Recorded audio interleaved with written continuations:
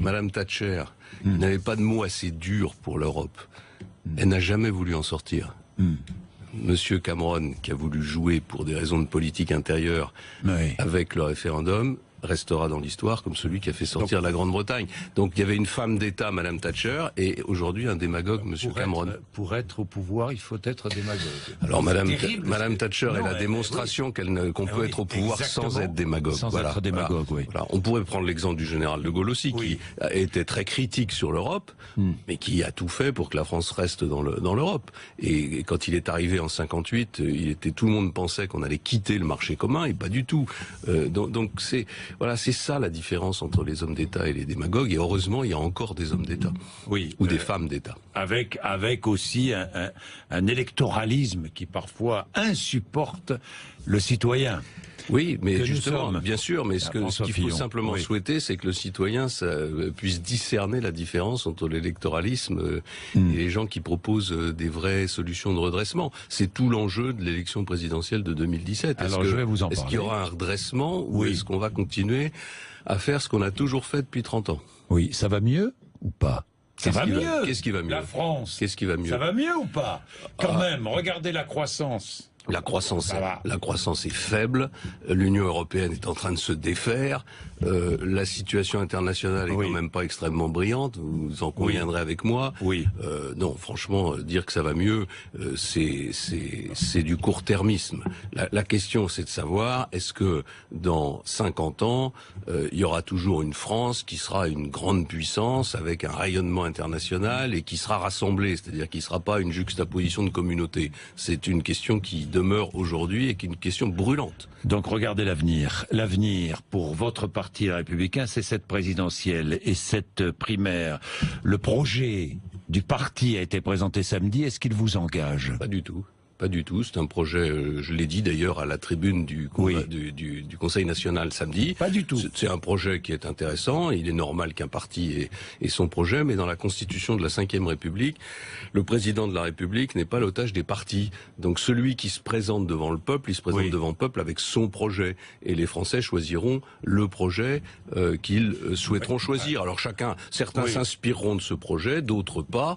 Je vais revenir sur certaines grandes lignes de ce projet, mais je regardais quand même le commentaire de l'un des porte-parole du parti républicain, votre parti, Guillaume Larrivé, qui dit « Sarkozy est hyper mobile, hyper imaginatif et hyper concentré. Ses adversaires, eux, sont comme des lapins apeurés, figés face au phare d'une voiture lancée à grande vitesse. » Vous êtes apeuré, lapin apeuré? Ça prouve qu'il n'y a pas besoin d'avoir beaucoup vieilli pour être déjà un politicien avec les formules des politiciens. Qu'est-ce que ça veut dire, ça? Des lapins apeurés, de l'autre côté des candidats mobiles. La question est de savoir quel est le mieux placé pour diriger notre pays.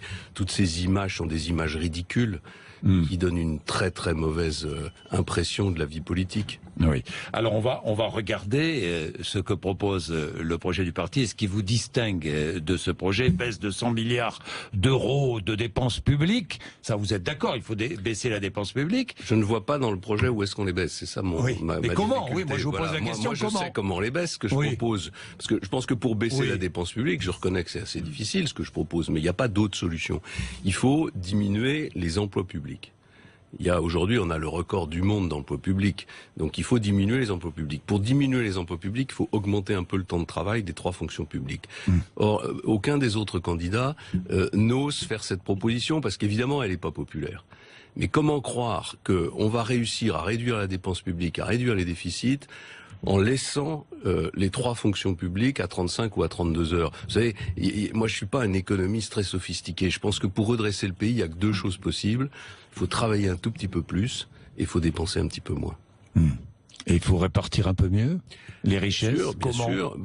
D'abord, la répartition des richesses, elle se fait d'abord en donnant un emploi à tout le monde. La plus grande injustice aujourd'hui, c'est le chômage et c'est l'exclusion des jeunes. Si vous voulez donner un emploi à tout le monde, il faut libérer un peu le système économique. Vous l'entendez avec les auditeurs qui vous appellent en permanence. Moi, je le vois dans le Tour de France que je fais. L'immense majorité des Français poussent un cri d'alarme en disant assez de réglementation, assez de normes et assez d'impôts. Au fond, les 3/4 des Français ont une revendication, c'est qu'on leur fiche la paix. c'est qu'on les laisse travailler librement.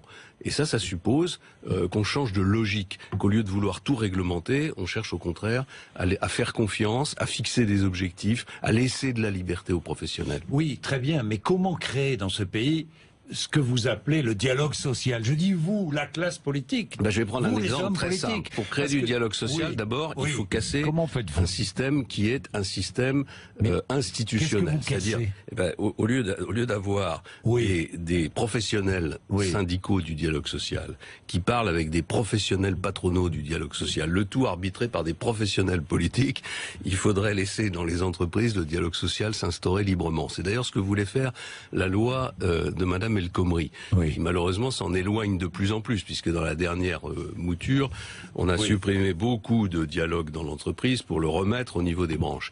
Moi, je voudrais par exemple que le temps de travail soit librement discuté dans l'entreprise, sans intervention de qui que ce soit. Sans limite, le temps de travail. Dans les limites européennes qui sont autour de 46 heures, 46 heures, c'est les limites européennes, que personne n'a jamais revendiqué, que personne n'a jamais atteint. 46 heures de travail. Ça n'arrivera pas. La négociation, elle sera entre 35, 37, 38, 39, 40. Il y a des entreprises déjà aujourd'hui où on travaille 40 heures. Comment les salariés pourront-ils se défendre? Comment? Parce que il faudra des accords majoritaires. C'est d'ailleurs moi qui ai mis en place les accords majoritaires quand j'étais ministre des Affaires sociales. Donc il faut qu'il y ait soit la majorité des organisations syndicales qui l'acceptent, soit la majorité des salariés. Et c'est pour ça que je propose un référendum d'entreprise pour permettre, quand l'entreprise le juge nécessaire, un dialogue direct. C'est un exemple, mais avec des sujets comme ça, progressivement, vous allez déplacer le dialogue social dans l'entreprise et vous allez sortir de ce système totalement institutionnalisé et qui est